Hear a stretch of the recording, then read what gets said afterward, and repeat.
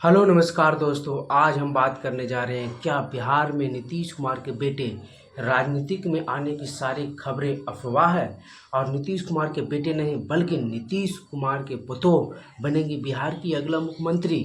जी हाँ, हम इसी बात पर आज चर्चा करने वाले हैं।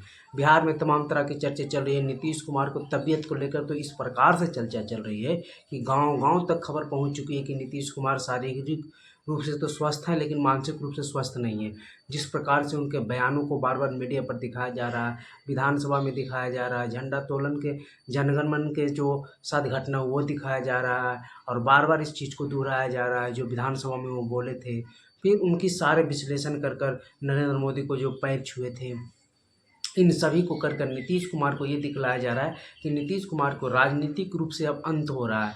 अब नीतीश कुमार को किसी न किसी को उत्तराधिकारी बनाना ही पड़ेगा, चाहे वो नीतीश कुमार के बेटे निशांत हों या फिर निशांत की जो होने वाली पत्नी है। क्योंकि निशांत को लेकर एक खबर मैंने पहले भी चलाया था कि निशांत को शादी होना है नीतीश कुमार के बेटे को और जल्दी हो जाएगा। खरमास के बाद निशांत की शादी होगी और एक बहुत बड़े IAS ऑफिसर हैं और केंद्र सरकार में अभी स्थापित हैं, बहुत बड़े पद पर, समझदार हैं, पढ़े लिखे तो हैं ही क्योंकि वो IAS अधिकारी हैं और नीतीश कुमार के स्वजाति हैं। नीतीश कुमार के गृह जिला नालंदा के हैं, तो इस पर तो मैंने पहले ही चर्चा कर ही दी।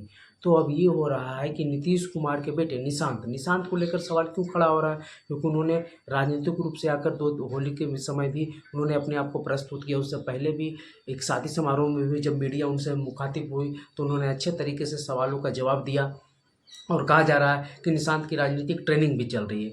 तो अब ये निशांत को लेकर क्यों ये खबरें आ गई है कि निशांत नहीं हो सकती नीतीश कुमार के उत्तराधिकारी? तो इसके पीछे का कारण ये बताया जा रहा है कि निशांत जो हैं वो आध्यात्मिक टाइप के आदमी हैं। उनको राजनीतिक में इंटरेस्ट नहीं है। ऐसा नहीं है कि निशांत राजनीतिक जानते नहीं हैं, राजनीतिक जानते हैं, समझते हैं क्योंकि उसी परिकल्पना में वो बचपन से ही रहे हैं। नीतीश कुमार तो 20 साल से तो CM ही हैं, तो वो तो पूरी राजनीतिक समझ से जानते ही हैं। पर निशांत के पीछे कारण ये है कि वो आध्यात्मिक टाइप के आदमी हैं, राजनीतिक में इंटरेस्ट नहीं है। उन्हें ज़बरदस्ती लॉन्च भी कर दिया गया तो कितने दिनों तक चलेंगे और अधिक दिनों तक नहीं चलेंगे तो फिर लॉन्च करने से फ़ायदा क्या है? इसीलिए कहा जा रहा है कि जब निशांत की शादी होगी और वो IAS अधिकारी है, पढ़ी लिखी है, बहुत सुसज्जित महिला है, तो फिर उस महिला को मतलब कि निशांत की पत्नी को, नीतीश कुमार की पतोह को बिहार की राजनीतिक सौंप दी जाएगी, JDU की राजनीतिक सौंप दी जाएगी, मुख्यमंत्री बनेगी क्योंकि नीतीश कुमार तो अभी सत्ता का चाबी लेकर बैठे हैं। अगर सत्ता का चाबी नीतीश से जाता है तो फिर JDU संभालेगी, मतलब कि JDU की सर्वोसर्वा वो होगी। मुख्यमंत्री बनने का मौका आएगा, मुख्यमंत्री बनेगी, नहीं बनने का मौका आएगा, नहीं बनेगी, विपक्ष में बैठने का मौका आएगा तो विपक्ष में बैठेगी।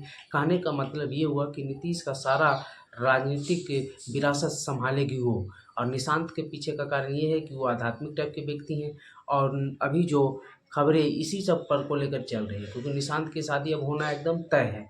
और निशांत की जिस प्रकार की, हालांकि निशांत जिस प्रकार से राजनीतिक एंट्री किए हैं और राजनीतिक रूप से ऐसा नहीं है कि निशांत पूरी तरह से साइडलाइन हो जाएंगे कि कुछ भी नहीं रहेंगे, पत्नी को सारा सौंप के वो किसी जंगल झाड़ी में जाकर अपना आध्यात्मिक नहीं, निशांत भी सपोर्टिंग रोल में रहेंगे, निशांत भी साथ में रहेंगे, सब चीज़ करेंगे। लेकिन निशांत की जो फ्रंट लाइन खेलने की प्रक्रिया है वो उनकी बहू करेगी, मतलब निशांत की पत्नी करेगी, नीतीश कुमार की बहू करेगी और राजनीतिक विरासत आगे वही बढ़ाएगी। और इसीलिए अभी निशांत की राजनीतिक में धीरे धीरे करके एंट्री किया जा रहा है और जब तक शादी हो जाता है तो पूरी तरह से दोनों की एंट्री हो जाएगी। चुनाव अभी इस बार कब 2025 का निशांत लड़ेंगे या नहीं लड़ेंगे इस पर कहना मुश्किल, उनकी पत्नी लड़ेगी या नहीं लड़ेगी इस पर भी कहना मुश्किल है। लेकिन शादी होगा, राजनीतिक में जोरदार तरीके से एंट्री होगा और निश्चित नीतीश कुमार की विरासत वही संभालेंगे। हालांकि नीतीश कुमार ने बहुतों को उत्तराधिकारी बनाने का प्रयास किया पर उन पर यह भी आरोप लगता है कि उनके आगे पीछे जो अभी मेंटल स्थिति खराब है, तो उनके 4-5 लोग हैं, 2 मंत्री हैं, 1 अधिकारी हैं, इस तरह से लोग आरोप लगाते हैं कि वो ही चला रहे हैं बिहार को। और जो आपराधिक घटनाएं बढ़ रही जिस पर राबड़ी देवी और बहुत सारे लोगों ने सवाल उठाए तो नीतीश कुमार ने किस प्रकार से जवाब दिया, ऐसा नीतीश कुमार पहले नहीं दिखते थे। तो इसको लेकर भी सवाल उठाया जा रहा है, कहा जा रहा है कि जो सरकार है वो 4-5 लोग ही चला रहे हैं। और जिस प्रकार से उत्तराधिकारी को लेकर बातें आती है तो नीतीश कुमार के पहले RCP सिंह को मनाने की कोशिश की, मनीष वर्मा को भी अभी हाल फिलहाल में लाए थे, लेकिन कहा जाता है कि यही 4-5 लोग जो हैं इन लोगों को पैर खींचनी है और नीतीश कुमार को उनके बेटे के नाम पर, उनके पुतों के नाम पर सभी लोग की सहमति है। और BJP भी चाहती है कि उनके बेटे की राजनीतिक में एंट्री हो ताकि नीतीश कुमार से छुटकारा मिले और फिर बीजेपी बिहार में अपना राजनीति खुलकर करे और फ्रंट लाइन में आकर करे। तो ये सारी खबरें थी, आपको कैसा लगा वीडियो में लास्ट में कमेंट कर जरूर बताइए।